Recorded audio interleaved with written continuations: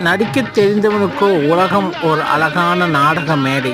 ஆனால் நடிக்கத் தெரியாதவனுக்கோ உலகம் ஒரு ஆபத்தான நரகத்தின் மேடை.